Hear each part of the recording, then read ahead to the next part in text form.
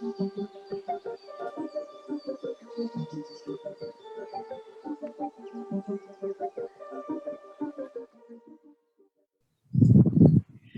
welcome to a special edition of Coaching Outdoors, and we are really excited and very fortunate to have a special guest with us today. So it's a double special. We're celebrating Climate Action Day, and we have got David Clutterbuck joining us. Welcome. I'm pleased to be here. So David, it would be wonderful if you could just introduce yourself to our listeners. I'm guessing you don't need too much introduction to many people, but there might be a few people who are listening who are new to the world of coaching and this element. So please introduce yourself to our listeners. I sometimes describe myself as one of the last men standing in coaching, having been involved with it for over 40 years now, coaching and mentoring. And I used to say that pretty much everybody else from that area is either dead, deaf or demented. And I'm not sure which of those I qualify for, but hopefully none of them yet. So I scribble a lot. I've written over 70 books, about half of them in this area of coaching mentoring. And I have a lot of fun helping coaches to think about how they coach and raising the quality of coaching globally. Mm-hmm. My big project at the moment is to create 5 million school-age coaches and mentors. Oh wow, that's amazing. I actually didn't realize that. Could you tell a little bit more about that actually, please, David? Yeah, basically it's I realized that that for so many companies, you people join the company, they get inured into the company's culture and the way that we do things here, and then you suddenly say, we want you to be a coaching manager or coaching or mentoring style of manager, and so they have to unlearn everything they've learned before. Whereas if we can give them those skills while they're still at school, it saves an awful lot of effort for the company, but it enables them to be much more effective as human beings early on, gives them more confidence. We think it has a significant impact on their ability to manage their own careers. And it just having those helping skills from a very early age is a large part of this. So we've got materials for the kids, which we're now revising and upgrading, with the idea of launching a foundation later this year. We've got a teacher's kit and the ebook for kids has got a whole chapter on how to mentor your parents. I love this. So many of my very closest friends are teachers, so I'm actually going to let them know about this because I think this is something that they'll just find wonderful and would really like to bring into their schools. Well, later this year we'll be formally launching everything, having piloted in a number of schools and seen reduced absenteeism, reduced expulsions, and all sorts of things as a result of this. So we'll be releasing it to schools and basically charging very little for schools to use it and giving it away. So that's hence the foundation in the countries that can't afford it. And one of the future guests is a lady who she's from Sydney, and she's been introducing kind of a coaching program into the school. It was initially for the teachers, though it was very much then for the students as well. And she gets people outside. So it very much links to kind of our theme of the podcast of the kind of the coaching for the students, for the teachers, but actually getting people outdoors. And they're based, down in the harbour, with overlooking kind of, the Sydney Harbour Bridge. So it'd be kind of interesting, the kind of the connection of coaching, education, nature, and how it all kind of links together. Well, we're finding that a lot of this school-age coaching mentoring takes place in the playground. Because you can go away and find a quiet. You want to find somewhere quiet, and being outside, walking together and talking is quite common, and we're trying to encourage that because the kids all the time sitting in a classroom at desks, and we know all the negative effects of sitting still too long. So it's great for them to be naturally learning how to coach while you're not stuck in a room somewhere. And this is something that Anna Marie and I both have memories of ourselves, and we talked about our backstory in a previous podcast, and both of us loved the outdoors from a very, very young age. And personally, one of my favourite parts of any day was playtime. especially lunchtime, because I could be outside for longer. And my old primary school, we used to have a quiet area. We used to have a quiet playground, and it was specifically for not running around. You could sit, there was a nature area, you could talk, you could walk. And then there was a noisy playground where you could run around, and the school set it up like that, which I loved, because I used to go and sit in the quiet playground a lot and play with the animals and the nature around. It would be really great, actually, David, if you could tell us what your earliest memory of being outdoors is. When you think about when you were a child, what sort of memories do you come up with for being outdoors and loving the outdoors? Well, the earliest memory I've got is I must have been about, let me see, I must have been about 4 years old. And my parents were taking my sisters. They left me on the beach while they took my sister in the pram up for the stone paths to wherever they were, the car, I guess, and said, "You stay there, David." And then as they got along this path, there was a little voice and a head pops up, and I've just climbed up the cliff, much to their horror. And I think I'm not a great climber, but I have climbed, and it went for my 60th birthday. One of my sons and I hired some guides, and we went off to the Canadian Rockies, to the Kootenays, to climb Mount Clutterbuck, which has only been ever climbed once before. And it's the middle of a conservation area, so you had to get special permission to get in there. There are no paths to speak of, so we had horses to carry with chainsaws, carrying chainsaws to cut the path through. For a long time, we saw lots of wild bear and all sorts of things. Nearly got washed away in a stream, but eventually got to the top of this mountain. There's no other human beings for 50 miles in any direction, and that was a stunning experience. Extremely hard work, but something that it's an endearing memory, an enduring memory. So that's both ends, if you like. And it sounds like a right adventure, and just hearing you describe it and light up the memories that will remain with you, it really epitomizes in a way of using the outdoors and how varied it is. And coaching outdoors can be from anything from going to a park or something like that, having this kind of adventure, this expedition, this multi-day. And it would be interesting to hear your thoughts around, why do you think there's been a kind of recent increase in coaching outdoors at this moment in time? Well, I think COVID has helped. What's happening now. We're all so combined. We've all got Zoom bum, that we do need to be active, and I certainly make sure I get out every day. Even if it's raining, I need to be out and doing something. And I'm lucky. I live on the edge of the countryside, so I can get out and put the welly boots on and get muddy. So it can be a little bit more of an adventure sometimes than we expect, because we found ourselves in some wetlands the other week, and in the end we were up to well over our knees, through flooded fields. But it's okay. You go through that. It's part of the adventure, and I think for me that's what captures the outdoor is always an adventure. There are always things to see, things happening, which are real and not artificial. Seeing a kingfisher perched on a pole on the river, for example. Those little things. There's always something to capture the attention and remind you of your connectedness to the world, to the real world.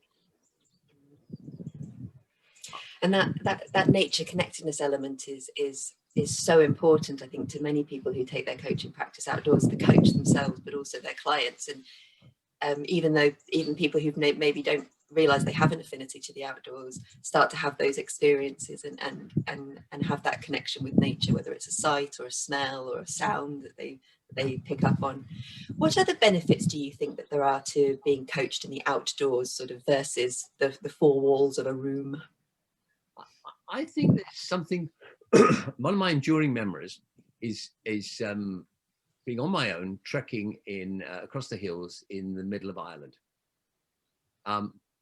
and coming to having climbed up, and I'm in this little col, a pass between two valleys, and above, not far above my head, are the clouds, and so and below me there's the valleys outside, and just sitting there and realizing I'd been sat there for an hour and a half without not realizing it, because I was so absorbed in my both internal. I was able to go into internal and think things through and look internally, simply because the tranquility and the beauty of where I was in the external environment. And it's almost like a mirror, I guess. You're shaping where you are to give you greater access to who you are. And that just really reminded me, we were recording a session yesterday with another coach, Dave Stewart, who does a lot of work up in Scotland, and he leads journeys through the Scottish landscape. And he was talking about, actually, it's often what you don't have to do as a coach, and it's just you've facilitated the person to be there, and actually by sitting them on a tuft of grass for half an hour, actually they're doing the work themselves. That's what it's all about. And it is that connectiveness and being able to be attentive in the moment and absorb the natural environment. That is where the shifts start to take place. And then when you kind of return back to your normal inverted commas, you've changed because you've been through that experience, and then what you can kind of take away from that. One of my very few regrets is I've had the idea years and years ago to take a party of executives and one or two coaches, and just to go somewhere like the Kalahari or wherever, but to trek. And we'd set, the idea would be to get up in the morning and then walk and talk. And when people wanted to be alone, they could be alone. They could walk alone. When they wanted to be with a coach, they would be with a coach. And then in the afternoons, to sit around and talk more. But now we've got, it's a different kind of talking, because it's a group talk rather than one-to-one or being alone. And I've never been able to get that. It's a lovely idea, but never been able to get it off the ground. It's always seemed to be that's the idea for coaching. Not been able to get it off the ground yet. There's still time. If you need a couple of coaches, we might be able to work it out for you. Well, we'll be up for trekking anyway. It is interesting you link that there as well to walking and talking, which I think a lot of people was sort of the first way that outdoor coaching was described, although now when we do our outdoor coaching, it doesn't have to be walking. You could be sitting, standing, moving in any way you want. But there's that element of movement outdoors, which you don't necessarily get indoors, or, it's not as easy when you're constrained maybe by a meeting room or wherever you are indoors. And you also mentioned earlier on, when you were talking about the children and the school program you're working on, about being able to walk side by side. And in the research that I did last year, that element of being able to walk side by side was one of the sort of significant differences and the things that people really enjoyed about the outdoors. What do you think that side by side element does to add as a benefit when you're outdoor coaching? I think what's going on, certainly for me, when I'm doing this, is that we are both able to be connected to our own thoughts, but to each other's thoughts because of this. So you can look around the other person from time to time, but it's knowing that they're just there. So you're looking ahead to looking where you're going, but the connectedness is, it's like a bubble between the two of you, and it needs to be quite close. Yeah, I mean, you get, there's a certain distance, I don't know what it is, but maybe 4 or 5 feet, which that connectedness just sort of snaps. It makes me think my 8-year-old grandson, one of my grandsons, we were out for a socially distanced walk a while ago, and he suddenly he suddenly says, "You carry on the path, Granddad. I'm going to go through that hole in the hedge over there. I'm going to follow the path on the other side of the ditch." So he does, and he gets the other side. We're about 10 yards away, and then he calls back to me, "That's what I call social distancing, Granddad." And I think there's something about knowing that you've got this elasticity. Sometimes you can step up. The other person, if the other person wants to slow down, you automatically slow down with them. So you are truly together. and it just emphasizes that. If I relate this to the concept of personal reflective space, which we developed nearly 30 years ago now, what happens in personal reflective space is you go through this curve of questioning, well, what is the issue? What is it I want to think about? And then looking at the implications of that, and maybe you have an insight, and then you start to think about what you can do and what you're going to do with that insight and the options that you've got. So it's a definite curve of energy that's going there. And in the first half, where you're sort of working out what's going on, and before you have the insight, what tends to happen is the closer you get to an insight, the slower you get. And when you get to that insight point, you may actually stop entirely. I mean, there was a time a while ago when I broke my collarbone on the second day of a skiing holiday, first day of a skiing holiday, really. Yeah.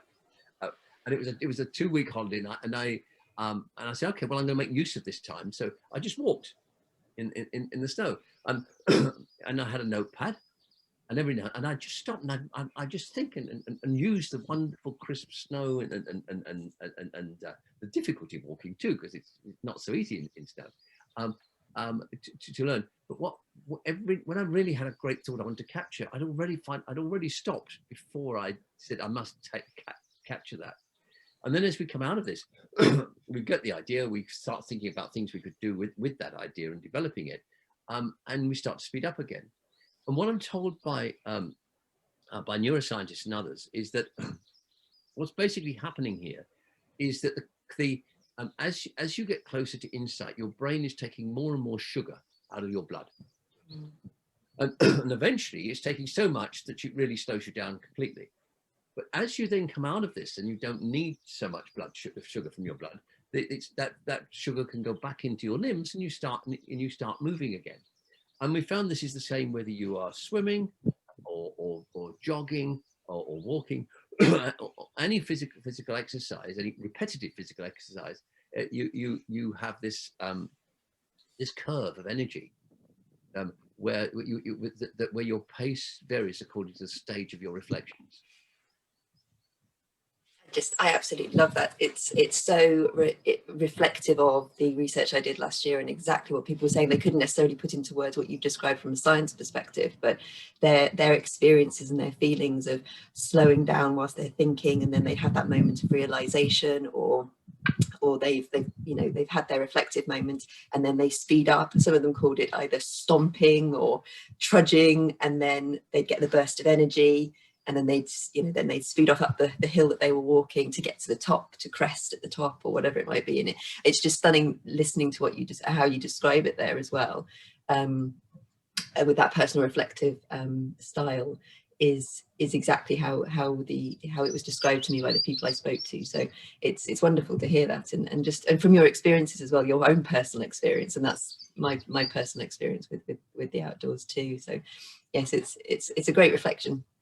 It's something I've not been able to pin down, and therefore I'm just interested by, I'm curious about.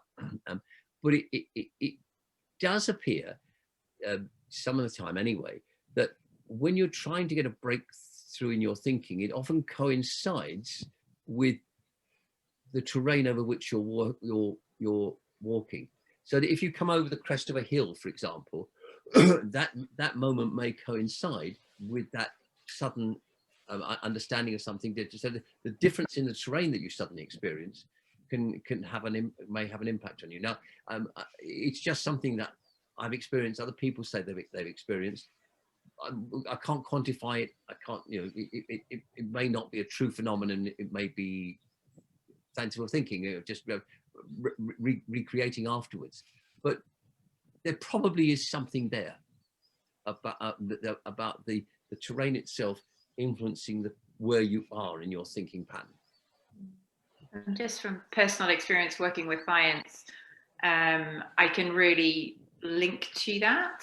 And often I'll be on the canal or the canal path, it may be an out and back, and it's sometimes that going away and then turning around and coming back again, that turning point can really shift things.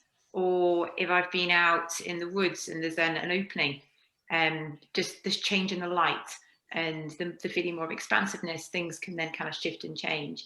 And also that contrast down to the kind of mud, which we're kind of, there's quite a lot of at the moment, and that shift from kind of like the mud and often kind of having to dance around the puddles onto kind of more smoother, kind of a flatter surface as well. So it's kind of going into that kind of micro level as well.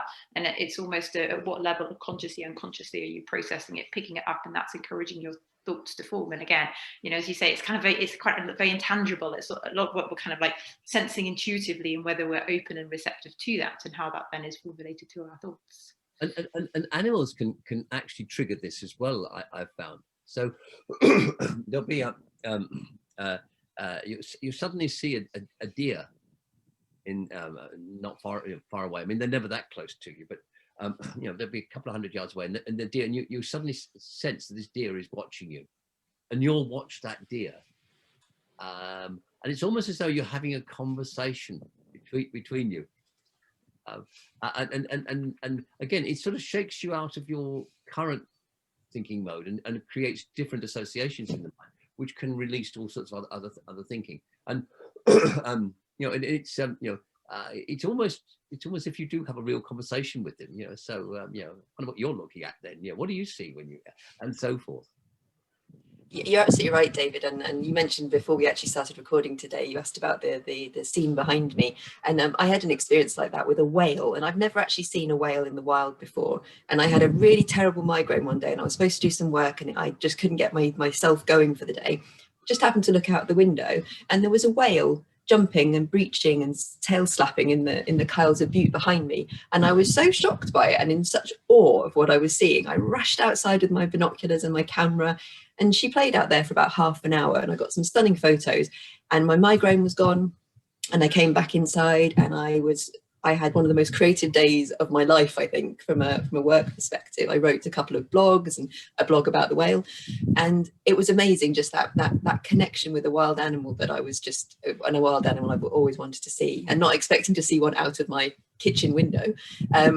As you said, that something happened from a neuroscience perspective, something went on in my brain, and everything changed. The whole day just went from being a horrible, oh, I've got a migraine, to, oh, I'm really creative now today, and all of the neurotransmitters were firing. So yes, you're absolutely right, that just an animal or something popping into your field of vision or your sound wise can just really make a difference when you're outside.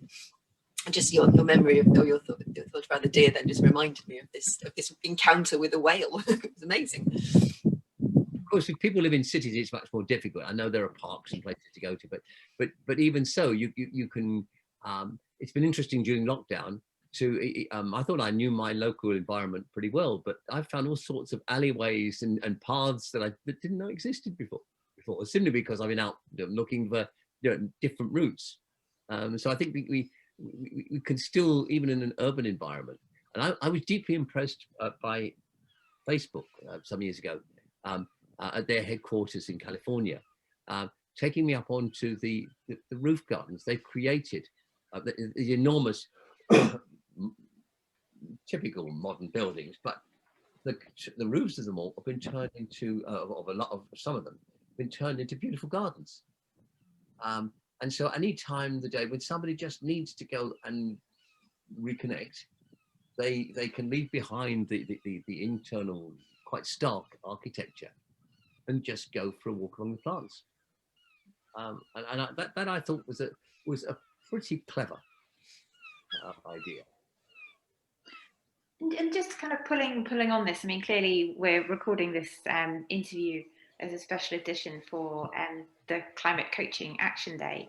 And within the conversation so far, we've been talking about, there's always been the microclimates, and then there's the macroclimates, and whether it's been, within the parks or in Colorado.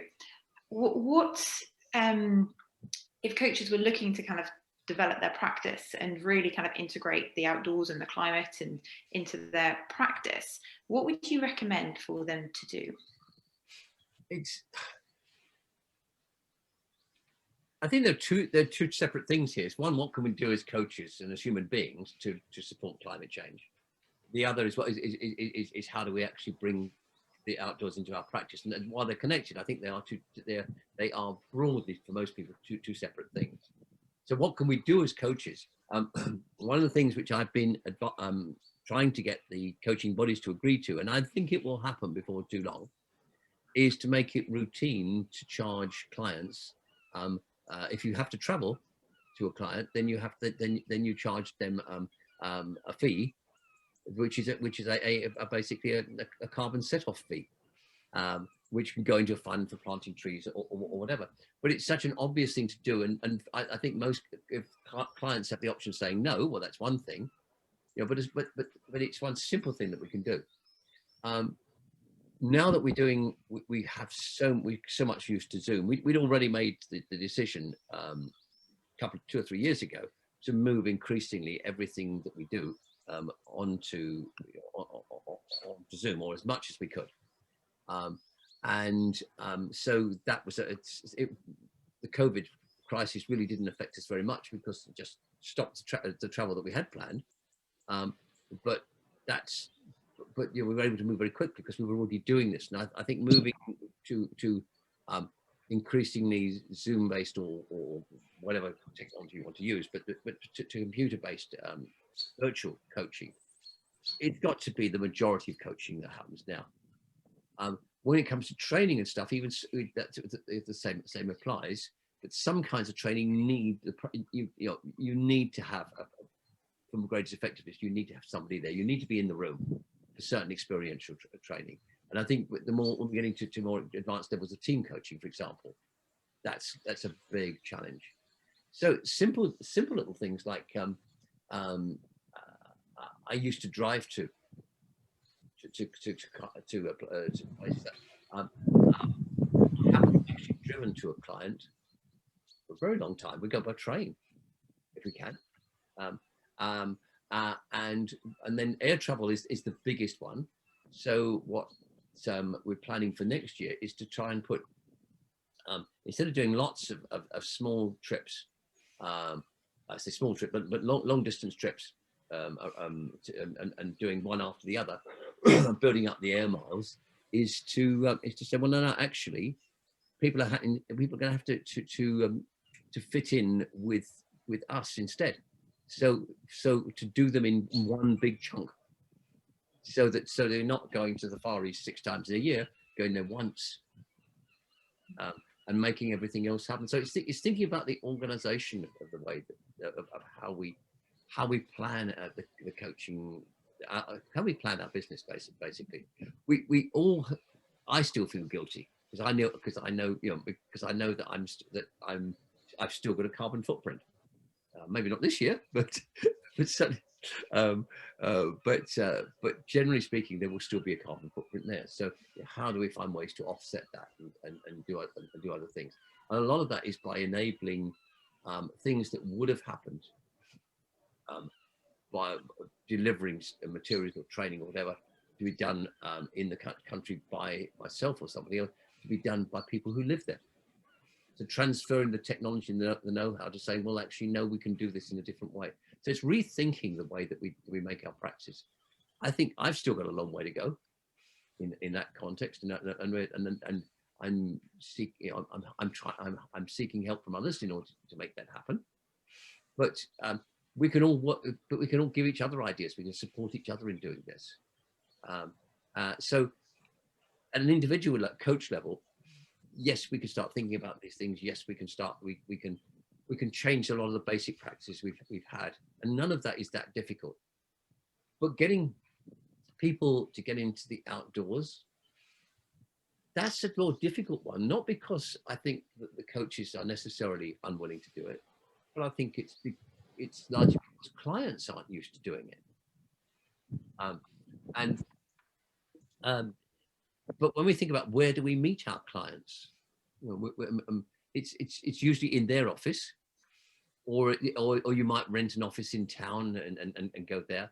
To say, actually, well, let's meet in the coffee shop in Hyde Park if you're in London, for example. Why not? So to choosing the venue is simple. The client can always say no, but I've actually not. I'm trying to think. Have I actually had a client who said no to meeting in an outdoor environment?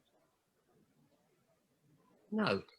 Even if it's been in the city, to say, look, let's meet on one of the Thames walkways, and we'll buy some sandwiches and a coffee, and we'll sit by the river and watch the world go by as we talk.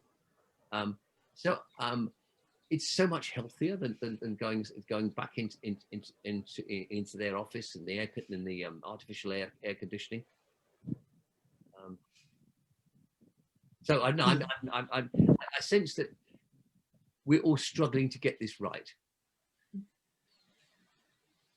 And ultimately, we're all on the beginning of our journey with this. There is a lot more to come.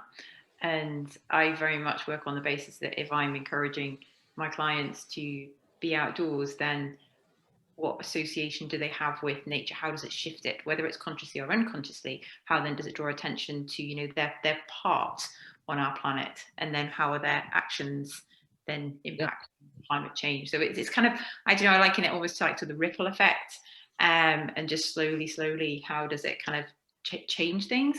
So I do really love the way that you encourage us as coaches to look at our businesses more from that climate perspective, and actually how the way that we do our business, that's definitely something to kind of really think about. I know that for me, at the end of a coaching partnership, I plant a tree in memory of it. I find it a really lovely kind of closure of the conversations that we've had, and also it's my kind of contribution back towards the planet, which my carbon footprint in the past has been pretty horrific.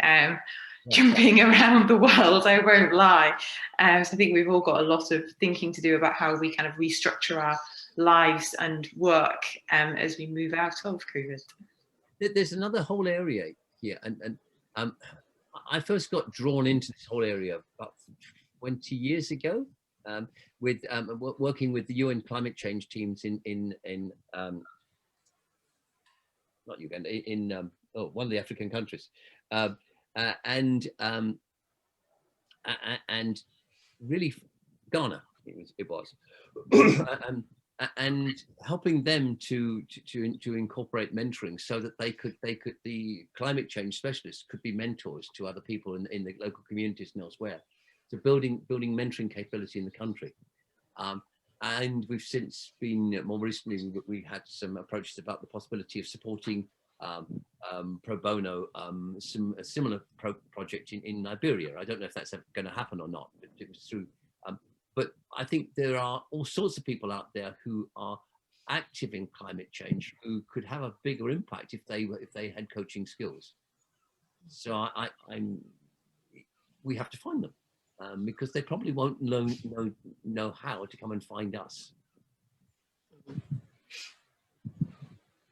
And I think as well, I know Anna Marie has been doing quite a bit of virtual outdoor coaching as well. So this concept of taking the coaching conversation outdoors, but I'm walking around the Highlands of Scotland and my client might be in Wales and walking around the Brecon Beacons, for example. And, we can still have an outdoor coaching conversation, a virtual outdoor coaching conversation, but we're just in different outdoor locations. And that seems to be working really well. And we've talked to a number of fellow coaches who do work outside, and they're doing the same thing.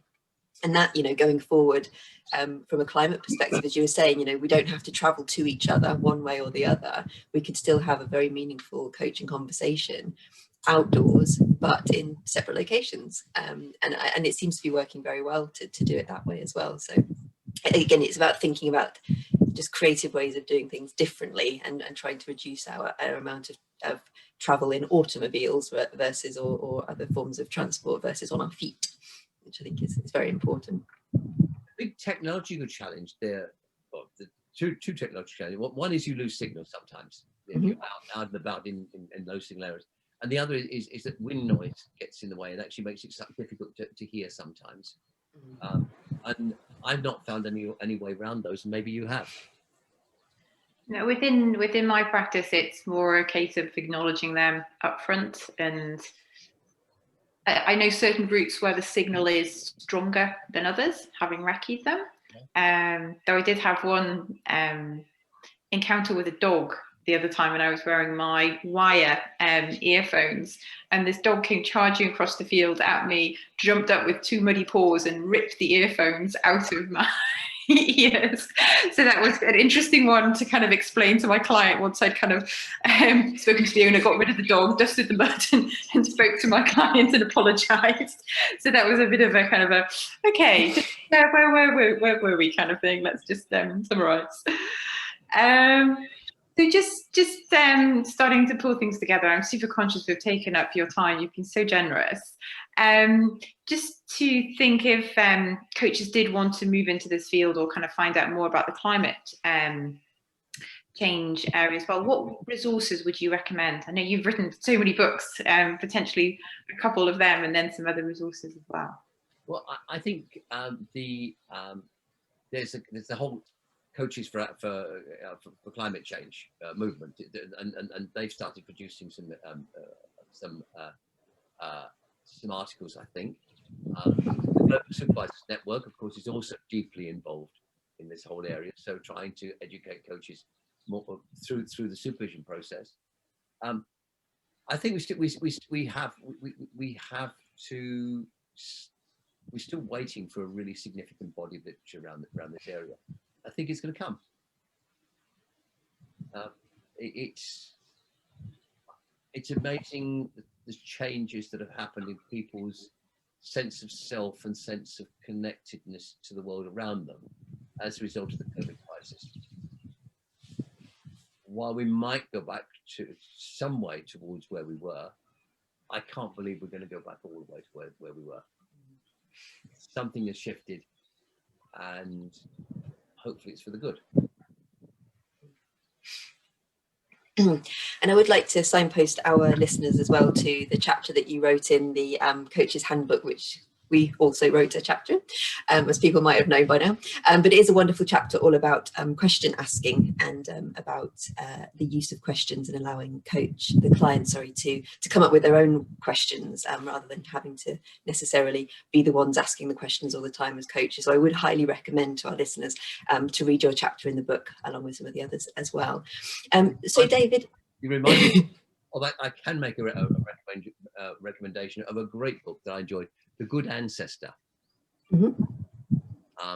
which is a fairly recent book, and it basically its whole thesis is about what would we say to our great grandchildren when if we were able to talk to them, or what would they say to us? That's a great way of starting a conversation, apart from anything else. But I enjoyed that particular book. That's great. And the resources that you've mentioned there will all be on our website along with this podcast for people to be able to delve into and click on links and find those resources. But for David, for yourself, if our listeners wanted to find out more about you or to do some research on you, how's the best way for them to find more out about yourself? Just look on one of my websites, the main one, David Clutterbuck Partnership. It's the main one.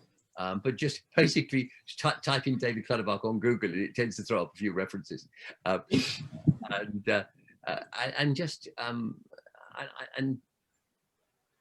of course on LinkedIn, and you'll find me on LinkedIn as well. And I do produce a whole series of blogs on all sorts of different issues.